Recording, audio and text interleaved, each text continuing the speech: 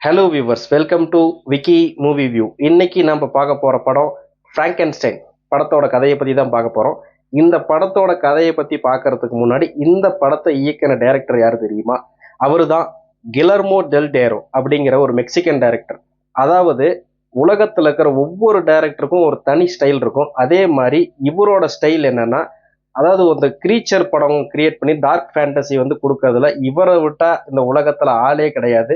இது வந்து எல்லாத்துக்குமே தெரியும். அந்த அளவுக்கு இவரோட படங்கள் எல்லா படமுமே வந்து ஒவ்வொரு படமுமே வந்து ஆஸ்கார் வந்து நாமினேஷன் ஆகும் அண்டு வந்து கண்டிப்பா ஆஸ்கரை வின் பண்ணும். அந்த மாதிரி தான் தி ஷேப் ஆஃப் வாட்டர் அப்படிங்கிற படம் வந்து ஆஸ்கார் வாங்குச்சு. அது வந்து பாத்தீங்கன்னா ஒரு 4 கேட்டகரியில வந்து ஆஸ்கார் விருதை வந்து வாங்குச்சு. அடுத்தது வந்து ஒரு அனிமேஷன் படம் பினாக்கியோ அப்படிங்கிற ஒரு படமும் ஆஸ்கர் அவார்டு வாங்குச்சு. இவரு வந்து இவரோட டைரக்டிங் ஸ்டைல எப்படி இருக்கும் அப்படின்னா, அதாவது இவரோட படங்கள்ல வர கிரீச்சர்களோட அதாவது உள் உணர்வுகள், அவங்களோட கஷ்டம், அவங்களோட ஃபீலிங்ஸை வந்து எந்த அளவுக்கு வந்து கொண்டு வருவாரு அப்படிங்கறது வந்து கண்டிப்பா எல்லா படத்துலையுமே இவர் வந்து புரிய வச்சிருப்பாரு. அண்டு வந்து இவர் இன்னொன்னு என்னன்னா, மனிதர்களோட வக்கர புத்தி வந்து எந்த அளவுக்கு வந்து ஒரு குரூரமா மனிதர்கள் இருக்கிறாங்க, அந்த கிரீச்சர் கிட்ட எப்படி வந்து செயல்படுறாங்க அப்படிங்கிற ஒரு விஷயத்தையுமே ஒவ்வொரு படத்துலையுமே காட்டியிருப்பாரு. சரி, இந்த பிராங்கென்ஸ்டைன் படத்துல வந்து என்ன சொல்லியிருக்கிறாரு அப்படின்னு வந்து பார்க்கலாம் வாங்க. படத்தோட ஆரம்பமே வந்து பாத்தீங்கன்னா 1857 வந்து ஒரு டேனிஷ் கப்பல் வந்து நார்த் போல்ல வந்து அட்லாண்டிக் ஓஷன்ல போயிட்டு இருக்கும்போது அங்க வந்து உறைபனியால அந்த கப்பல் வந்து அந்த பனியில வந்து சிக்கிக்குது. அந்த பனியை வந்து ஒரு குரூப் வந்து வெட்டி எடுக்கிறாங்க. அது வெட்டி எடுத்தாதான் வந்து நகர முடியும் அப்படின்ட்டு அந்த குரூ வந்து அந்த கப்பலை வந்து நகர்த்துறதுக்கு ட்ரை பண்றாங்க. அந்த டைம்ல வந்து பாத்தீங்கன்னா திடீர்னு வந்து கொஞ்சம் தூரத்துல வந்து ஒரு பாம்பு வெடிக்கிற சத்தம் கேட்குது. திடீர்னு வந்து போய் அங்க எல்லாம் ஒரு குரூப் வந்து போய் பாக்குறாங்க. அந்த இடத்துல வந்து ஒருத்தன் வந்து ரத்த வெள்ளத்துல கிடக்குறான். அவன் யாருன்னா, அவன் தான் விக்டர், இந்த படத்தோட ஹீரோ. அவன் பேர் தான் விக்டர் பிராங்கென்ஸ்டைன். அவனை வந்து தூக்கிட்டு வந்து கப்பல்ல போட்டுறாங்க. திடீர்னு வந்து பாத்தீங்கன்னா தூரத்துல இருந்து ஒரு உருவம் வந்து மிகப்பெரிய உயரத்துல அப்படியே ஆஜானு பாகுவா ஒரு உருவம் வந்து அந்த கப்பலை நோக்கி வந்து வருது, எல்லாத்தையுமே தாக்குது. அதுல வந்து ஒரு 7-8 பேர்த்த வந்து அந்த மிருகம் வந்து கொன்றுது.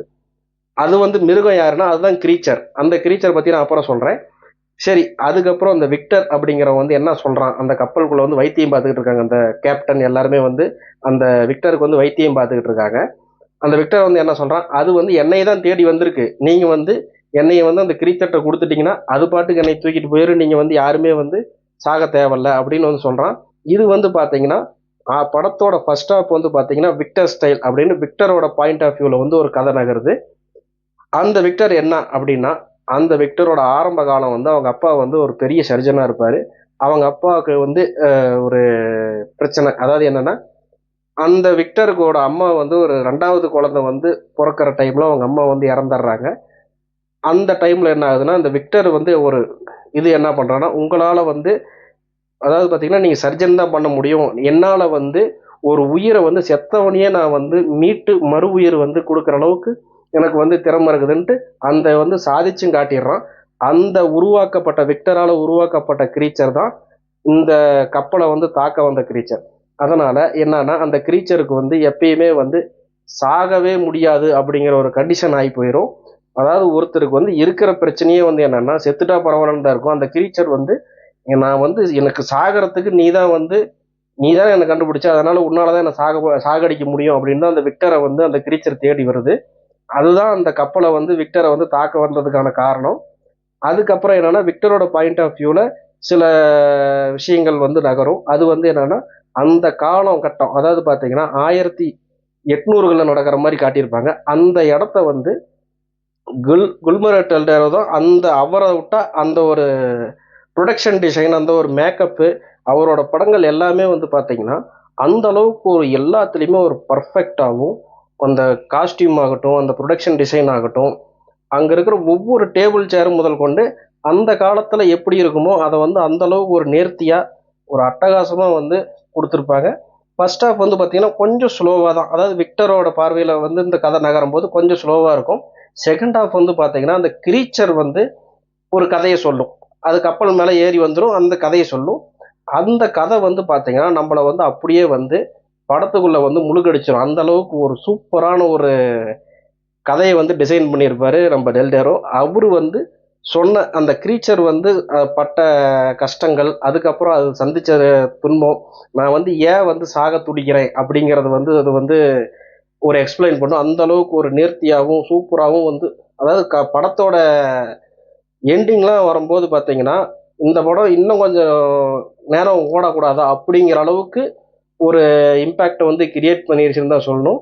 இது வந்து கண்டிப்பா இதுல வந்து ப்ரொடக்ஷன் டிசைனுக்காகட்டும், மேக்கப் மேன் ஆகட்டும், அந்த கிரீச்சரா நடிச்ச ஒரு பேர் எனக்கு தெரியல. அவருக்கு அந்த ஹீரோ வந்து விக்டர் பிராங்கன்ஸ்டைன் நடிச்ச ஆஸ்கர் உமார் நினைக்கிறேன். அவரு வந்து சூப்பரா பண்ணியிருக்கிறாரு.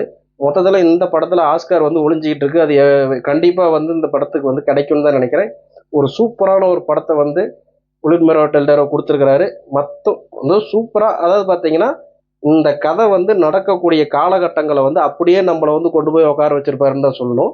அந்த அளவுக்கு ஒரு சூப்பரான ஒரு அவுட்புட் வந்திருக்கு. டெக்னிக்கலாகவும் சரி, அந்த ஒரு ப்ரொடக்ஷன் டிசைன் எல்லாமே ஒரு சூப்பரான அவுட்புட். கண்டிப்பாக இந்த படத்தை வந்து ஒன் டைம் வந்து வாட்சபிள் தான். இது வந்து நெட்ஃப்ளிக்ஸில் வந்து தமிழ் டப்பிங்கில் இருக்குது. கண்டிப்பாக இதை நீங்கள் வந்து பாருங்கள். இதே மாதிரி அடுத்த படத்தில் சந்திக்கிறேன். நன்றி, வணக்கம்.